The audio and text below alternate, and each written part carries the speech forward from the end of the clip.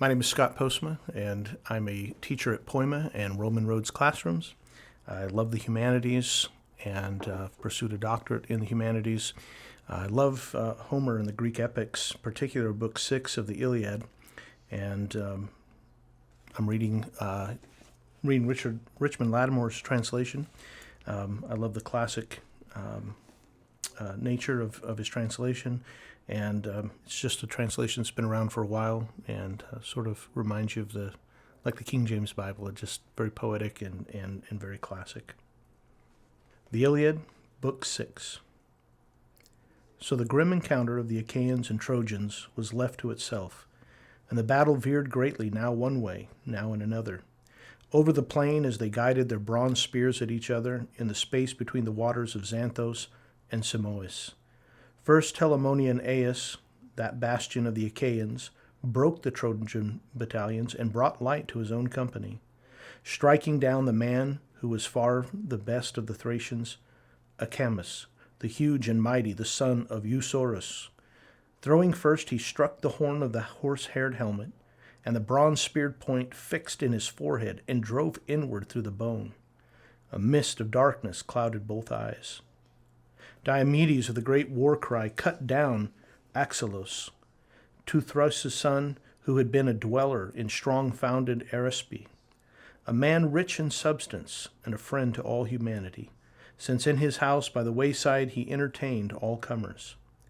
Yet there was none of these now to stand before him and keep off the sad destruction, and Diomedes stripped life from both of them, Axelos and his henchman Calasios, who was the driver guiding his horse. So down to the underworld went both men. Now Euryalus slaughtered Epheltios and Dressos, and went in pursuit of Aesopus and Pedasos, those whom the Naiad nymph, a barbare, had borne into blameless Bucolion. Bucolion himself was the son of haughty Laomedon, eldest born, but his mother conceived him in darkness and secrecy. While shepherding his flocks, he lay with a nymph and loved her, and she, conceiving, bore him twin boys. But now Mecistios, his son, unstrung the strength of these and the limbs in their glory. Euryalus, and stripped the armor away from their shoulders. Polypoetes, the stubborn in battle, cut down Astolios, while Odysseus slaughtered one from Percote, Pedites, with the bronze spear, and great Eraton was killed by Teucros. Nestor's son, Antilochus, with the shining shaft, killed Ableros. The lord of men Agamemnon brought death to Alotos, whose home had been on the shore of Satneos' lovely waters, sheer Pedasus. And Leotos, the fighter, caught Phylacus as he ran away, and Eurypylos made an end of the Melithos. Now Menelaus of the great war cry captured Adrestos alive. For his two horses bolting over the level land got entangled in a tamarisk growth and shattered the curving chariot at the tip of the pole. So they broke and went free on toward the city, where many besides stampeded in terror.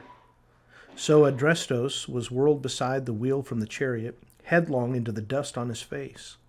And the son of Atreus, Menelaus, with a far-shadowed spear in his hand, stood over him. But Adrestos, catching him by the knees, supplicated, "Take me alive, son of Atreus, and take appropriate ransom. In my rich father's house the treasures lie piled in abundance. Bronze is there, and gold, and difficultly wrought iron. And my father would make you glad with abundant repayment, were he to hear that I am alive by the ships of the Achaeans." So he spoke and moved the spirit inside Menelaus. And now he was on the point of handing him to a henchman and led back to the fast Achaean ships, but Agamemnon came on the run to join him and spoke his word of argument. "Dear brother, O Menelaus, are you concerned so tenderly with these people? Did you, in your house, get the best treatment from the Trojans? No, let not one of them go free of sudden death at our hands. Not the young man-child that the mother carries still in her body, not even he, but let all of Ilion's people perish, utterly blotted out and unmourned for." The hero spoke like this, and bent the ear of his brother, since he urged justice. Menelaus shoved with his hand Andrestos, the warrior, back from him, and powerful Agamemnon stabbed him in the side, and as he writhed over, Atrides set his heel upon the midriff, wrenched out the ash spear. Nestor, in a great voice, cried out to the men of Argos, O beloved Danaan fighters, henchmen of Ares, let no man any more hang back with his eye on the plunder, designing to take all the spoil he can gather back to the vessels. Let us kill the men now, and afterward, at your leisure. All along the plain you can plunder the perished corpses. So he spoke, and stirred the spirit and strengthened in each man. Then once more would the Trojans have climbed back into Ilion's wall, subdued by terror before the warlike Achaeans. Had not Priam's son, Helenos, best by far of the Augurs, stood beside Aeneas and Hector, and spoke a word to them.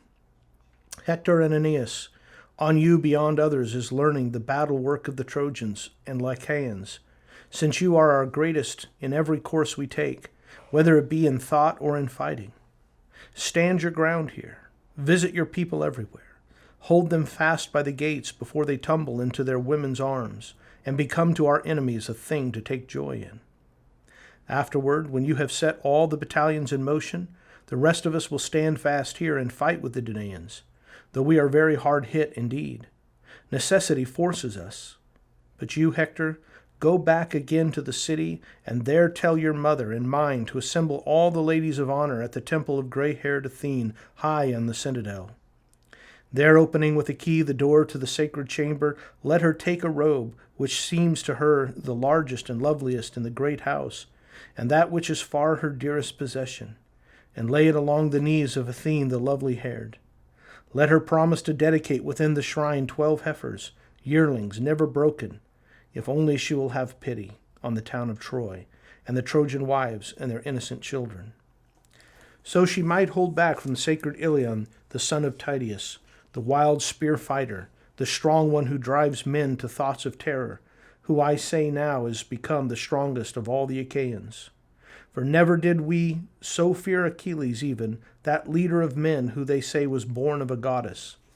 This man has gone clean berserk, so that no one can match his warcraft against him. So he spoke, and Hector did not disobey his brother, but at once in all his armor leapt to the ground from his chariot, and shaking 2 sharp spears in his hand, ranged over the whole host, stirring them up to fight and waking the ghastly warfare. So they whirled about and stood their ground against the Achaeans, and the Argives gave way backward and stopped their slaughtering, and thought some one of the immortals must have descended from the starry sky to stand by the Trojans, the way they rallied. But Hector lifted his voice and cried aloud to the Trojans, You high-hearted Trojans and far-renowned companions, be men now, dear friends, and remember your furious valor, until I can go back again to Ilion, and there tell the elder men who sit as counselors and our own wives to make their prayer to the immortals and promise them hecatombs. So spoke Hector of the shining helm and departed, and against his ankles as against his neck clashed the dark oxhide, the rim running round the edge of the great shield, massive in the middle. Now Glaucus, sprung of Hippolochus, the son of Tydeus, came together in the space between the 2 armies, battle-bent. Now as these advancing came to one place and encountered, first to speak was Diomedes of the great war-cry. Who among mortal men are you, good friend, since never before have I seen you in the fighting where men win glory? Yet now you have come striding far out in front of all others in your great heart, who have dared stand up to my spear far shadowing. Yet unhappy are those sons whose match warcraft against me. But if you are some one of the immortals come down from the bright sky, know that I will not fight against any god of the heaven, since even the son of Dryas, Lycurgus the powerful, did not live long. He who tried to fight with the gods of the bright sky, who once drove the foresters of rapturous Dionysus headlong down the sacred Nicean hill, and all of them shed and scattered their wands on the ground, stricken with an ox goad by murderous Lycurgus, while Dionysus in terror dived into the salt turf, and Thetis took him in her bosom, frightened with the strong shivers upon him at the man's blustering. But the gods who live at their ease were angered with Lycurgus, The son of Cronos struck him to blindness, nor did he live long afterward, since he was hated by all the immortals. Therefore, neither would I be willing to fight with the blessed gods. But if you are one of those mortals who eat what the soil yields, come nearer, so that sooner you may reach your appointed destruction." Then in turn the shining son of Hippolochus answered, "High-hearted son of Tydeus, why ask of my generation? As is the generation of leaves, so is that of humanity.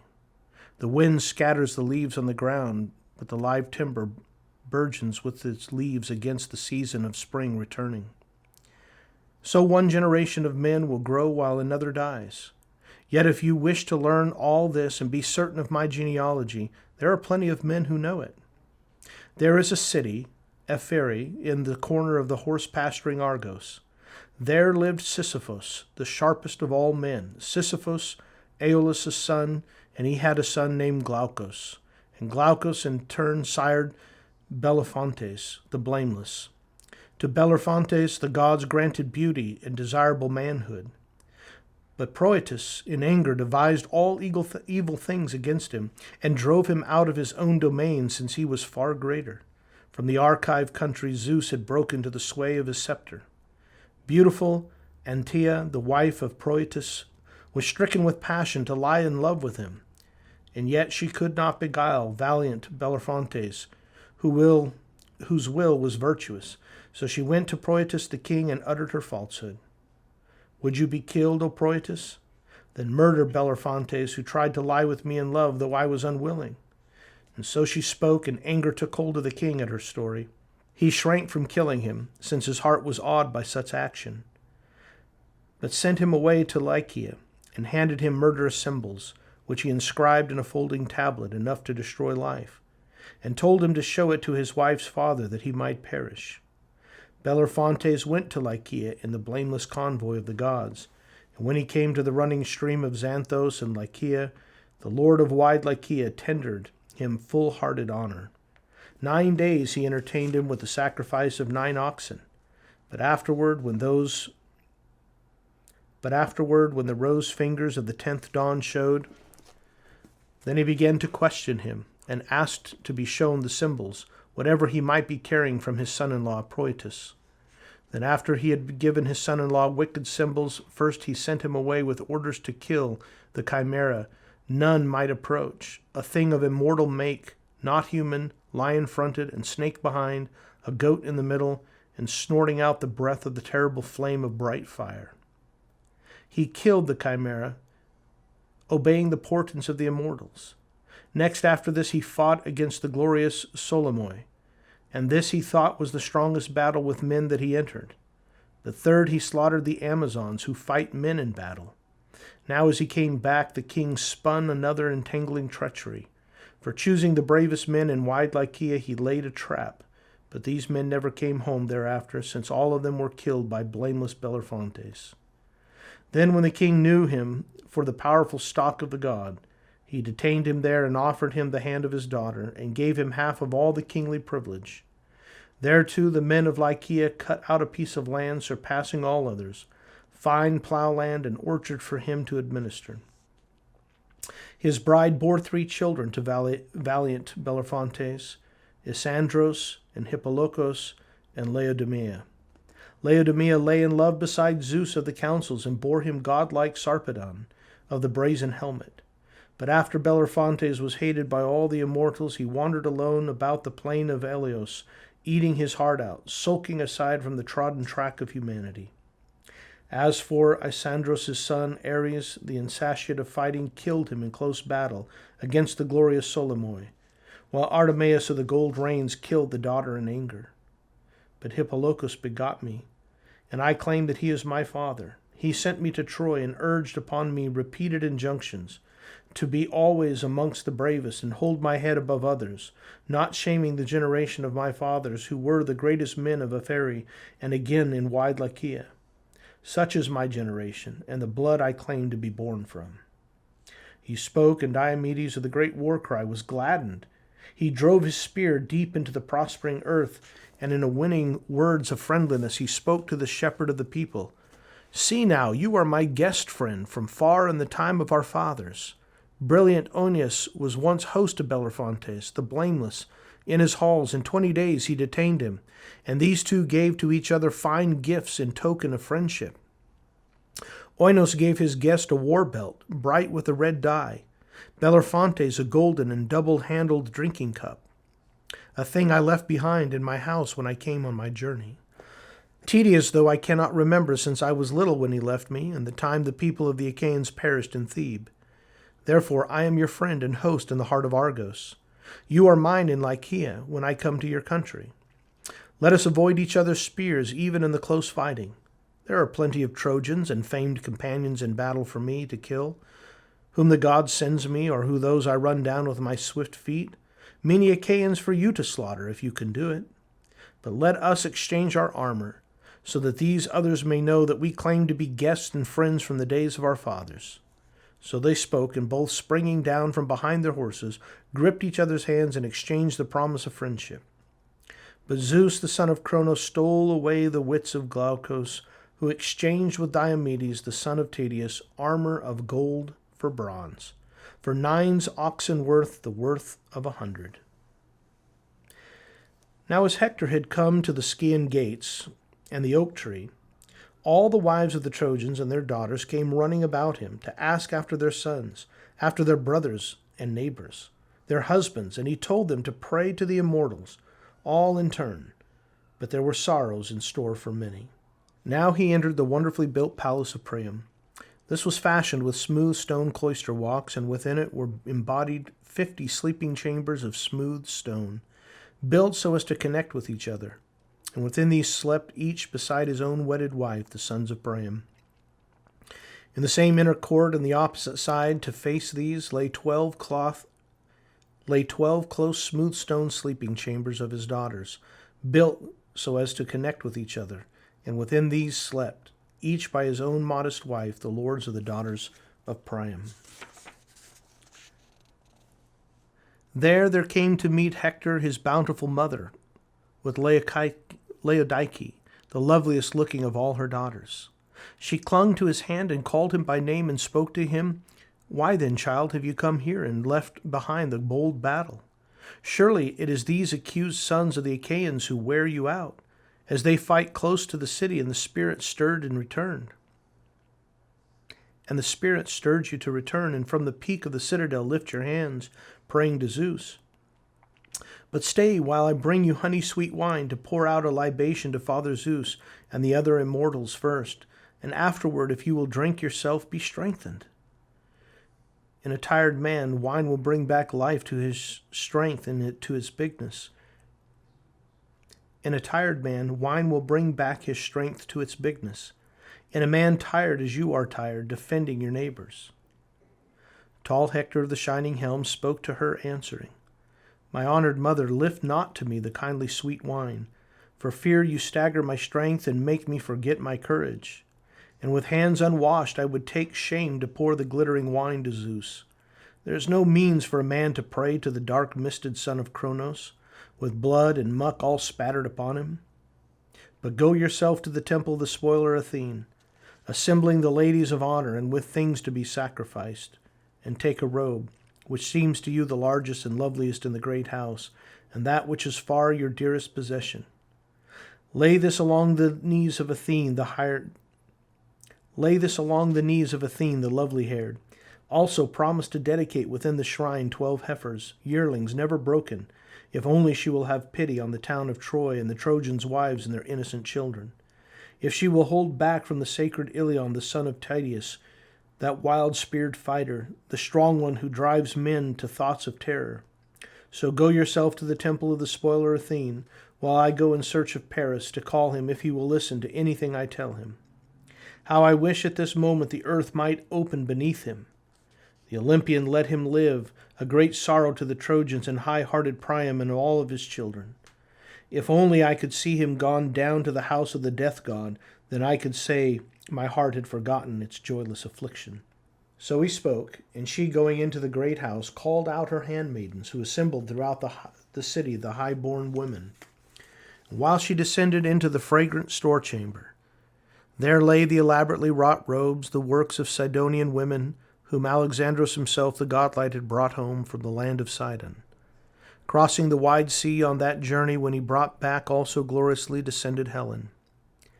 Hecabe lifted out one and took it as a gift to Athene, that which was the loveliest in design and the largest, and shone like a star. It lay beneath the others. She went on her way, and a throng of noble women hasted about her. When these had come to Athene's temple on the peak of the citadel, Theano of the fair cheeked opened the door for them, daughter of Chryseis, the wife of Antenor, breaker of horses, she whom the Trojans had established to be Athene's priestess. With a wailing cry, all lifted up their hands to Athene, and Theano of the fair cheeks, taking up the robe, laid it along the knees of Athene, the lovely-haired, and praying, she supplicated the daughters of powerful Zeus. O Lady Athene, our city's defender, shining among goddesses, break the spear of Diomedes, and grant that the man be hurled on his face in front of the Scaean gates, that we may instantly dedicate with your shrine 12 heifers, yearlings, never broken, if only you will have pity on the town of Troy, and the Trojan wives and their innocent children. She spoke in prayer, but Pallas Athene turned her head from her. So they made their prayer to the daughter of Zeus the powerful, but Hector went away to the house of Alexandros, a splendid place he had built himself, and with the men who had at the time were the best men for craftsmanship in the generous Troad, who had made him a sleeping room and a hall and a courtyard near the houses of Hector and Priam, on the peak of the citadel. There entered Hector, beloved of Zeus, in his hand holding the 11-cubit long spear, whose shaft was tipped with a shining bronze spearhead, and a ring of gold was hooped to hold it. He found the man in his chamber busy with his splendid armor, the corselet and the shield, turning in his hands the curved bow, while Helen of Argos was sitting among her attendant women, directing the magnificent work done by her handmaidens. But Hector saw him, and in the words of shame he rebuked him. Strange man, it is not fair to keep in your heart this coldness. The people are dying around the city and around the steep wall as they fight hard. And it is for you that this war with its clamor has flared up about our city. You yourself would fight with another whom you saw anywhere hanging back from the hateful encounter. Up then, to keep our town from burning at once in the hot fire. Then in answer to the godlike, Alexandros spoke to him. Hector, seeing you have scolded me rightly, not beyond measure, therefore I will tell you, and you in turn understand and listen.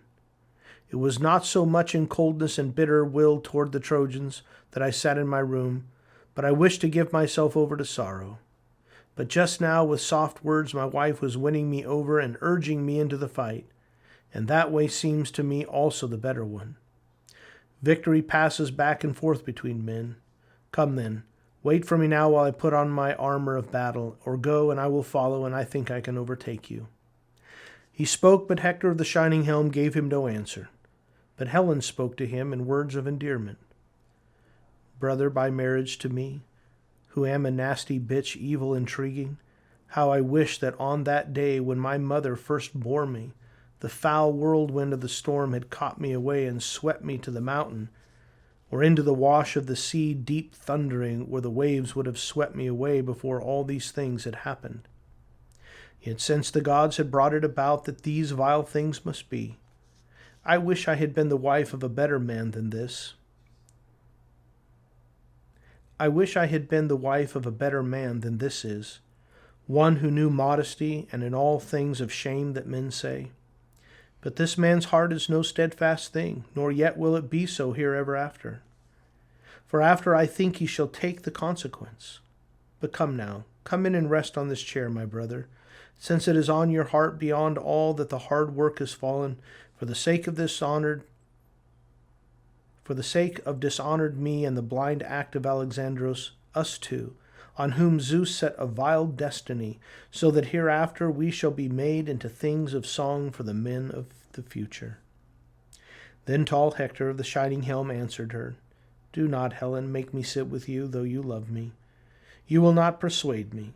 Already my heart within is hasting me to defend the Trojans, who when I am away long greatly to have me. Rather rouse this man, and let himself also be swift to action, so that he may overtake me while I am still in the city. For I am going first to my own house, so I can visit my own people, my beloved wife and my son who is little, since I do not know if ever again I shall come back this way, or whether the gods will strike me down at the hand of the Achaeans." So speaking, Hector of the shining helm departed, and in speed made his way to his own well-established dwelling, but failed to find in the house Andromache of the white arms, for she, with the child, and followed by one fair-robed attendant, had taken her place in the tower in lamentation and tearful. When he saw no sign of his perfect wife within the house, Hector stopped in his way on the threshold and spoke among the handmaidens. "Come then, tell me truthfully as you may, handmaidens, where has Andromache of the white arms gone? Is she with any of the sisters of her lord or the wives of her brothers? Or has she gone to the house of Athene, where all the other lovely-haired women of Troy propitiate the grim goddess?" Then, in turn, the hard-working housekeeper gave him an answer. "Hector, since you have urged me to tell you the truth, she is not with any of the sisters of her lord or the wives of his brothers. Nor has she gone to the house of Athene, where all the other lovely-haired women of Troy propitiate the grim goddess, but she has gone to the great bastion of Ilion, because she heard that the Trojans were losing, and great grew the strength of the Achaeans. Therefore she has gone in speed to the wall like a woman gone mad, and a nurse attending her carries the baby." So the housekeeper spoke, and Hector hastened from his home backward by the way which he had come through the well-laid streets. So as he had come to the gates on his way through the great city, the Scaean gate, whereby he would issue into the plain, there at last his own generous wife came running to meet him, Andromache, the daughter of high-hearted Aetion who had dwelt underneath wooded Placos, in Thebe below Pelagos, lord over the Cilician people.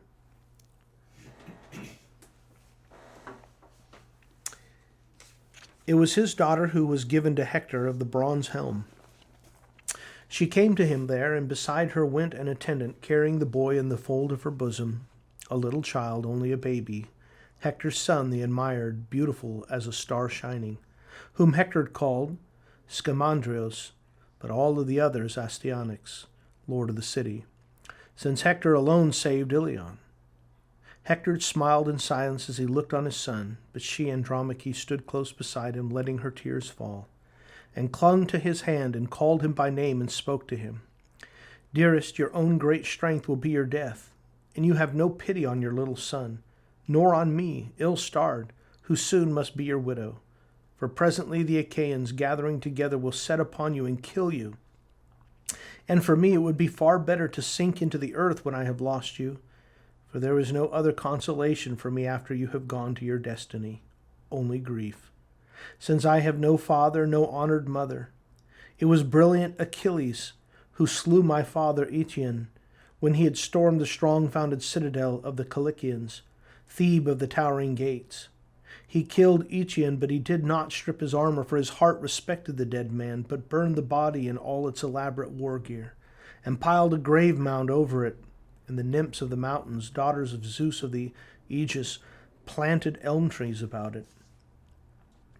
And they who were my 7 brothers in the great house all went upon a single day down into the house of the death god, for swift-footed brilliant Achilles slaughtered all of them, as they were tending their white sheep and their lumbering oxen. And when he had led my mother, who is queen under wooded Placos, here, along with all his other possessions, Achilles released her again, accepting ransom beyond count. But Artemis of the showering arrows struck her down in the halls of her father. Hector, thus you are father to me, an honored mother. You are my brother, and you it is who are my young husband. Please take pity upon me then, stay here in the rampart, that you may not leave your child an orphan, your wife a widow, but draw your people up by the fig tree, there where the city is openest to attack and where the wall may be mounted. 3 times their bravest came that way and fought there to storm it about the 2 Iantes and renowned Idomeneus, about the 2 Atradae and the fighting sons of Tydeus. Either some man well skilled in prophetic arts has spoken, or the very spirit within themselves has stirred them to the onslaught. Then tall Hector, the shining helmet, answered her, "All these things are in my mind also, lady.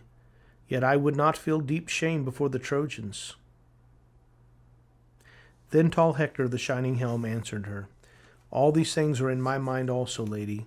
Yet I would feel deep shame before the Trojans, and the Trojan women with the trailing garments, if like a coward I were to shrink aside from the fighting.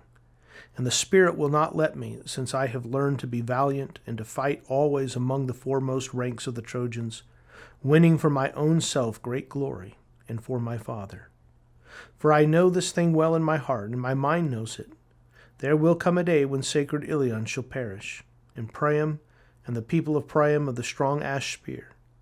But it is not so much the pain to come of the Trojans that troubles me, nor even of Priam the king, nor Hecabe, nor the thought of my brothers, who in their numbers and valor shall drop in the dust under the hands of men who hate them.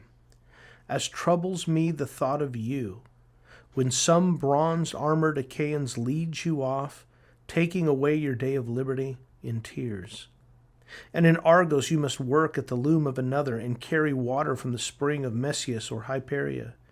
All unwilling, but strong will be the necessity upon you. And some day, seeing you shedding tears, a man will say of you, 'This is the wife of Hector, who was ever the bravest fighter of the Trojans, breaker of horses, in the days when they fought about Ilion.' So will one speak of you, and for you it will be yet a fresh grief, to be widowed of such a man who could fight off the day of your slavery. But may I be dead, and the piled earth hide me under, before I hear you crying, and know by this that they drag you captive." So speaking, glorious Hector held out his arms to his baby, who shrank back to his fear-girdled nurse's bosom, screaming, and frightened at the aspect of his own father, terrified as he saw the bronze and the crest with its horsehair, nodding dreadfully, as he thought, from the peak of the helmet. Then his beloved father laughed out, and his honored mother, and at once glorious Hector lifted from his head the helmet, and laid it in all its shining upon the ground. Then taking up his dear son, he tossed him about in his arms and kissed him, and lifted his voice in prayer to Zeus and the other immortals. "Zeus and you other immortals, grant that this boy, who is my son, may be, as I am, preeminent among the Trojans, great in strength as I am, and rule strongly over Ilion. And some day let them say of him, he is better by far than his father, as he comes in from the fighting, and let him kill his enemy and bring home the blooded spoils and delight the heart of his mother." So speaking, he set his child again in the arms of his beloved wife, who took him back again to her fragrant bosom, smiling in her tears. And her husband saw and took pity upon her, and stroked her with his hand, and called her by name, and spoke to her. "Poor Andromache, why does your heart sorrow so much for me? No man is going to hurl me to Hades unless it is fated. But as for fate, I think that no man yet has escaped it. Once it has taken its first form, neither brave man nor coward. Go therefore back to our house, and take up your own work, the loom and the distaff, and see to it that your handmaidens ply their work also. But the men must see to the fighting, all men who are the people of Ilion, but I beyond others." So glorious Hector spoke, and again took up the helmet with its crest of horsehair, while his beloved wife went homeward, running to look back on the way, letting the live tears fall. So glorious Hector spoke, and again took up the helmet with its crest of horsehair, while his beloved wife went homeward, turning to look back on the way, letting the live tears fall. And as she came in speed into the wall-settled household of Hector the slayer of men, she found numbers of handmaidens within, and her coming stirred all of them into lamentation. And so they mourned in his house over Hector while he was living. still, for they thought that he would never again come back from the fighting alive, escaping the Achaean hands and their violence. But Paris in turn did not linger long in his high house, but when he had put on his glorious armor with bronze elaborate, he ran in the confidence of his quick feet through the city, as when some stalled horse who has been corn-fed at the manger, breaking free of his rope, gallops over the plain in thunder to his accustomed bathing place in a sweet running river, and in the pride of his strength holds high his head, and the mane floats over his shoulders. Sure of his glorious strength, the quick knees carry him to the loved places and the pasture of horses.